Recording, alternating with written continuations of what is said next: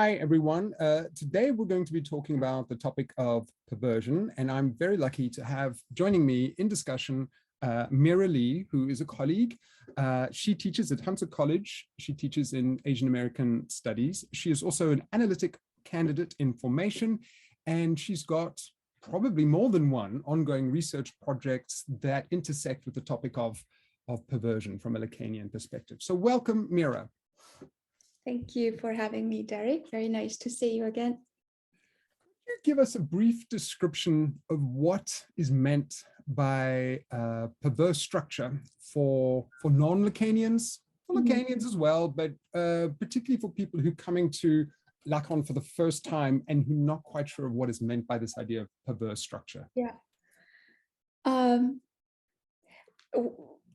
Even though I am working on this book project on perversion, I collected the collection of essays from different disciplines currently, from literature, philosophy, culture to the clinic. I find the topic of perversion as much as fascinating, also difficult, because it's very difficult to pinpoint exactly that is perversion, as opposed to comparison to, let's say, neurosis or psychosis. So in our popular imagining, as many of us might agree, perversion is understood as some sort of anomalous sexual practice or abnormal sexual behavior or tendencies, right? So that is tied to mostly actual sexual acts or activities. But a psychoanalytic idea of perversion is, especially in Lacan, it's none of it, right? So perhaps it might be helpful for people who are not familiar with Lacan yet, what is perversion, and I can begin with a very brief ideas of Freud's notion of perversion and how Lacan developed and even modified it from Freud's idea of perversion. That'll be interesting. Yeah, so of course, Freud talked about perversion, idea of perversion loosely or in various moments of his writings, but I would like to highlight two points, two aspects of perversion. In his very earlier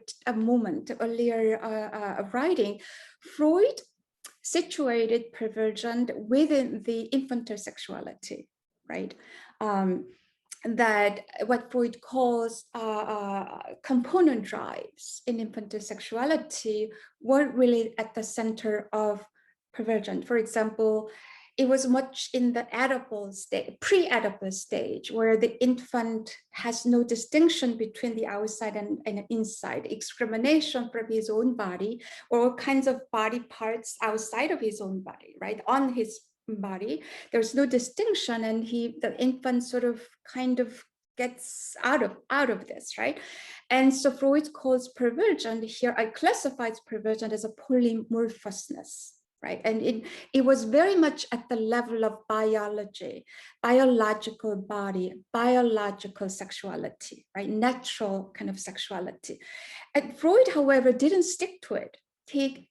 He actually, very rightly so, reformulated his idea of perversion around the Oedipus complex, more precisely the resolution of the Oedipus complex. So here, the second idea of perversion is much within the Oedipal stage, as opposed to the pre-Oedipal. So here we have mommy and daddy, especially the boy child is confused between these two, right? So there's a threat of castration from the father, and then his love for the mother, and all this Oedipal drama.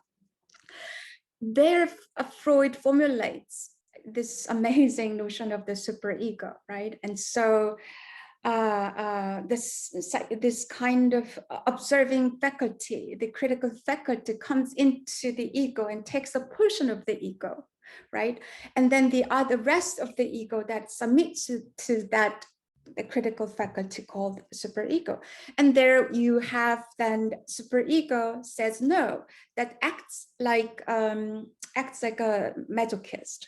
And the other part of the ego that would submit to that acts like a masochist. So here at this moment, Freud develops a economic two economic, right, two economies of perversion in the form of sadism and masochism. I think this is a very important moment here, is because Freud actually moved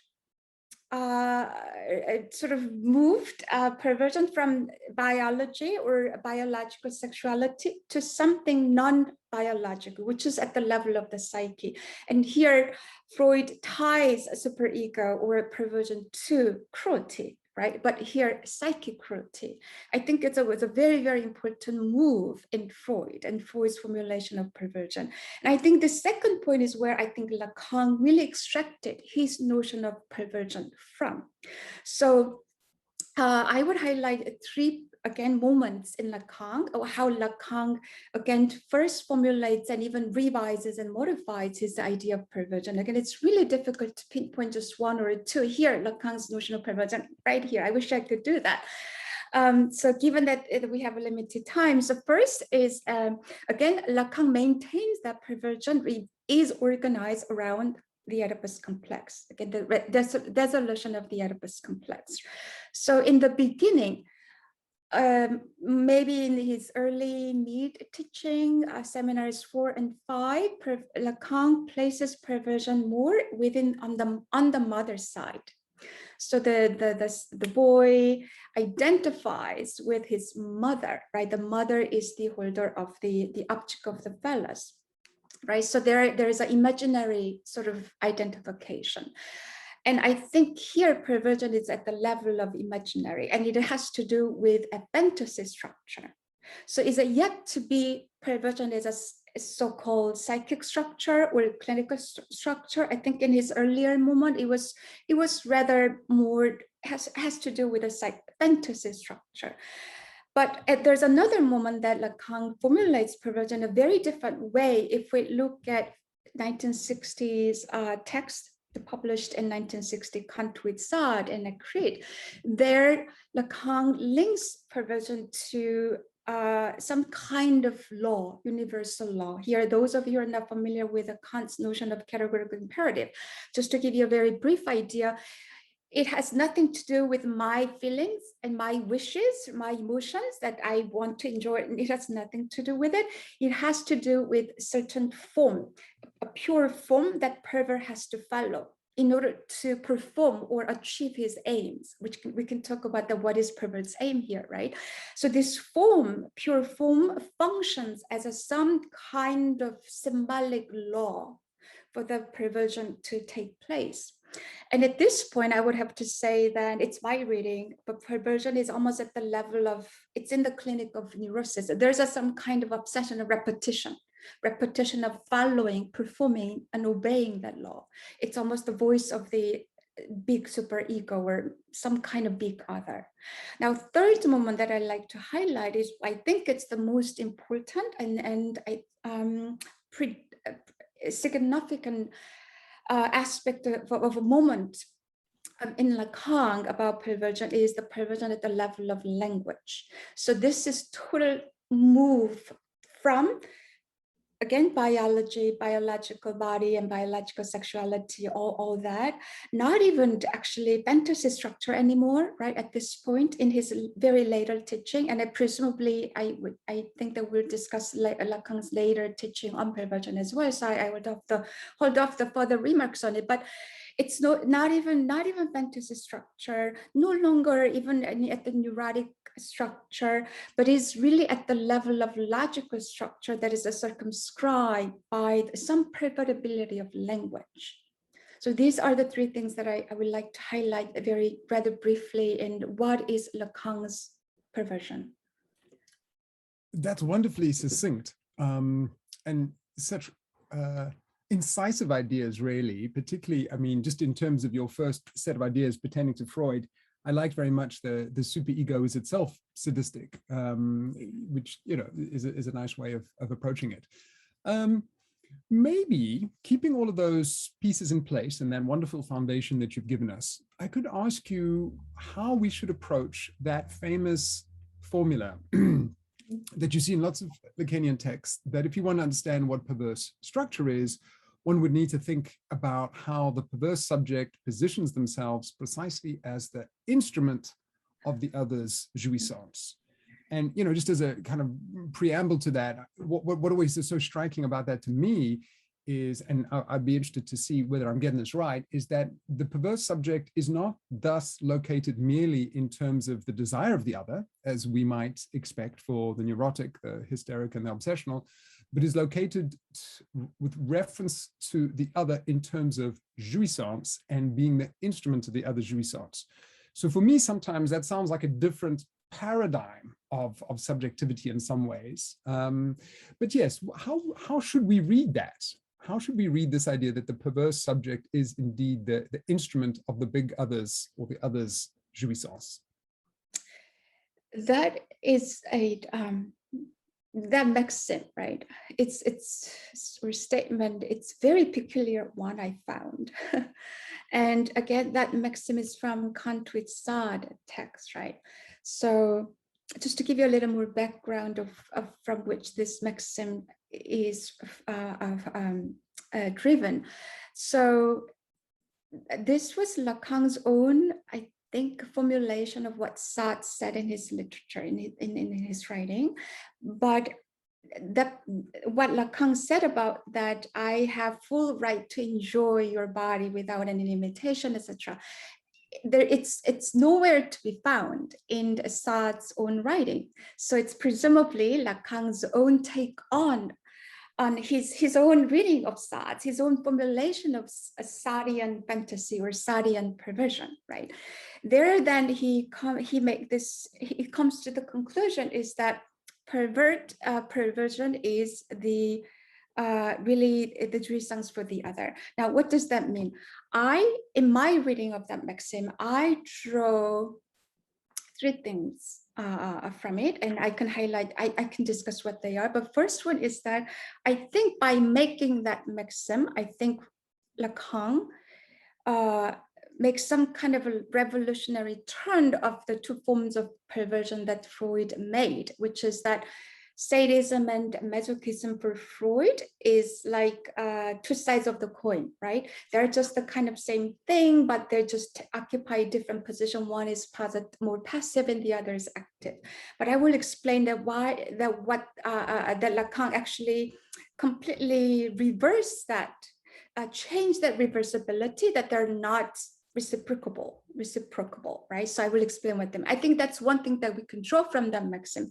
The second is that from the maxim, Lacan here, we come to this Lacan's one of the most important ideas, psychoanalytic ideas, is that subject disparity and non-universality of signifier and signified. Therefore, there is no sexual rapport as in the form of mutuality. And I think that that's a second thing that we can extract from, and I will explain what they mean. Third one has to do with the question of ethics. Now, just to give you again a more textual background of the maxim. So here, I have the full, so I'm paraphrasing what the exact statement, I have the full right to enjoy your body without any limitations. Anyone can say to me. So this is more or less my paraphrasing of the Lacan's maxim. Here, the accent should first lies on anyone can say to me, right? So it's not that I am saying this to the other, but it is actually someone else speaking this statement to me. So who is actually real enunciator of this maxim is the victim, right? Victim, in other words, the pervert masochist is telling the actual pervert, right, sadist, you know, you have right to enjoy my body, right? I'm fully giving you that right to the will to pleasure. And then here the pervert who's actually going to act on it is being told or provided this right to enjoy the other's body. Therefore, I think what is extremely twisted and highly interesting and brilliant about Lacan here is that that in perversion, in this moment,